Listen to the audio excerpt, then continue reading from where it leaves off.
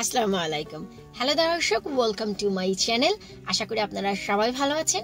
আজকের আয়োজনে থাকছে আপনাদের সবার জন্য দারুণ মজার এক recipe, sugar free energy bar. আশা করব রেসিপিটি সবার মন কাড়বে। বাচ্চারা তো পছন্দ করবেই, তাছাড়া যাদের সুগারের প্রবলেম আছে তাদের জন্য তো ভাই একটি আদর্শ খাবার। এক্সারসাইজে যাওয়ার আগে বা পরে এর কোনো জরুরি নেই, আর বানানো একেবারেই সহজ। ভিডিওটি ভালো লাগলে যারা এখনো পর্যন্ত আমার চ্যানেলটি সাবস্ক্রাইব করেননি, প্লিজ ডু সাবস্ক্রাইব, আর যারা অলরেডি করেছেন তাদের অসংখ্য ধন্যবাদ। চলুন ঝটপট শুরু করা যাক। শুরুতে একটি প্যান বসিয়ে গরম করে নিয়েছি। এবার এতে আমি দিয়ে দিচ্ছি 1/4 কাপ পরিমাণ পপি সিডস, পোস্ত দানা। খুবই লো ফ্লেমে এখন এই পোস্ত দানাটি আমি 2 থেকে 3 মিনিটের মতন ভেজে নিব। এতে কোনো তেল, সুগার, সল্ট কিছুই ব্যবহার করছি না। আমাদের পোস্ত দানাটি সম্পূর্ণ ভাজা হয়ে গেছে। এবার এখানে আমি বেশ কিছুটা খেজুর নিয়ে নিয়েছি। এই খেজুরগুলো ভালো করে ব্লেন্ড করে নেব। আপনারা চাইলে পাটাতেও বেটে নিতে পারেন, তাতে কোনো সমস্যা নেই। আর মাপতে গেলে পুরোপুরি এখানে 1 কাপ রয়েছে, আর গ্রামে বলতে গেলে 200 গ্রাম। এবার অন্যদিকে আমি একটি প্যান বসিয়ে তার ভিতর নিয়ে নিচ্ছি 1 টেবিল স্পুন পরিমাণ ঘি। ঘিটি গরম হয়ে আসলে এবার আমি এখানে দিয়ে দিচ্ছি একটি বাদামের মিশ্রণ। এখানে 1/3 কাপ পরিমাণ বাদামের মিশ্রণ আছে।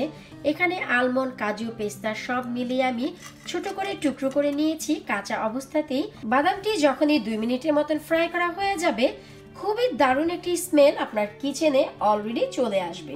ঠিক এই পর্যায়ে এসে আমি এতে দিয়ে দিচ্ছি আমরা যে ভেজে নিয়েছিলাম পপি সিডস, পোস্ত দানা, সেখান থেকে কিছুটা।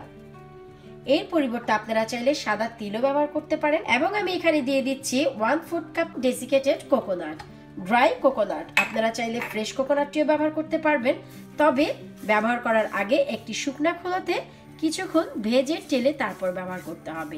এবার সব খুবই ভালো করে আমি আরো 1 মিনিটের মতন ভেজে নিচ্ছি। পোস্তদানা ও নারকেল থেকে দারুণ একটি ফ্লেভার অলরেডি চলে এসেছে।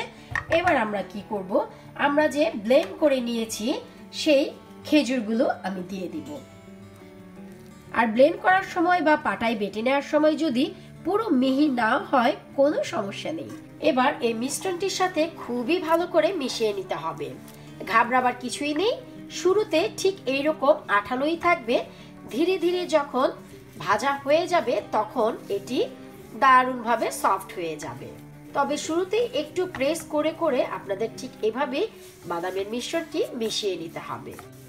প্রায় 3 মিনিট নেড়ে নেওয়ার পর একটু লক্ষ্য করলেই দেখবেন আঠালো ভাবটি কিন্তু অনেকটাই চলে গেছে। আরো একটি কথা, আমাদের এই ডিজার্টে কোনো রকম সুগারের কোনো প্রয়োজন নেই, কারণ এটি হচ্ছে ন্যাচারাল সুগার।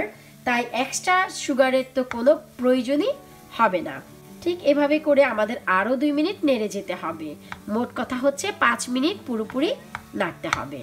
পুরোপুরি 5 মিনিট নেড়ে নেওয়ার পর দেখা যাবে আমাদের এই মিশ্রণটি একেবারেই পাতিলের গা ছেড়ে ছেড়ে উঠে আসছে এবং সব একসাথে দলাট পাকিয়ে যাচ্ছে। তার মানে হচ্ছে আমাদের এই মিশ্রণটি পুরোপুরি রেডি হয়ে গেছে নামিয়ে নেওয়ার জন্য। এবার অন্যদিকে আমি একটি চপিং বোর্ড দিয়ে নিব। তার উপর খুবই সামান্য একটু ঘি মাখিয়ে নিব। খুবই সামান্য, হাতের তালুতে লেগে থাকে ঠিক সেই পর্যন্ত। আমরা যে বানিয়ে নিয়েছি সেই মিশ্রণটি যখনই হাত দিয়ে ধরার মতন হয়ে যাবে, তখন ঠিক এভাবে করে রোল করে নিব।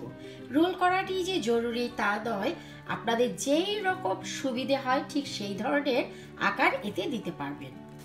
এখন আমি একটি সারফেসে ফয়েল পেপার নিয়ে নিয়েছি।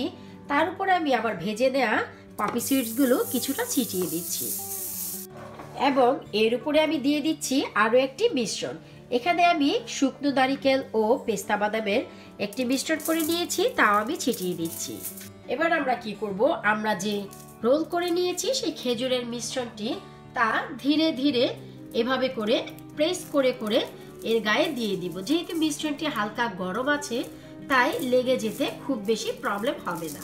এই যে আমাদের ফয়েল পেপারটি রয়েছে তা দিয়ে বুড়িয়ে দেব।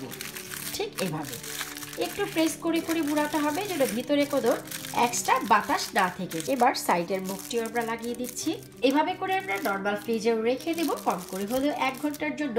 তাতে করে মিশ্রণটি সম্পূর্ণ সেট হয়ে যাবে। পুরোপুরি 1 ঘন্টা হয়ে গেছে। আমরা আমাদের এই বারটি বের করে নিয়েছি নর্মাল ফ্রিজ থেকে। এখন অনেকটা বেশি সেট হয়ে গেছে। এবার আপনারা আপনাদের পছন্দ মতন যে কোনোভাবে কেটে নিতে পারেন। আমাদের দারুণ স্বাদের এনার্জি বার একেবারে রেডি। আর ঘরে যদি কোনো ডায়াবেটিস পিপল থাকে তাহলে তার কোনো প্রবলেমই নেই। Natural সুগারে energy bar. এক্সারসাইজে যাওয়ার আগে এবং এক্সারসাইজ থেকে আসার পর এর থেকে ভালো খাবার আর হতেই পারে না। বাসায় অবশ্যই একবার বাচ্চাদের জন্য বড়দের জন্য এই রেসিপিটি ট্রাই করবেন। যদি ট্রাই করেন অবশ্যই আমাকে জানাবেন কেমন লাগলো।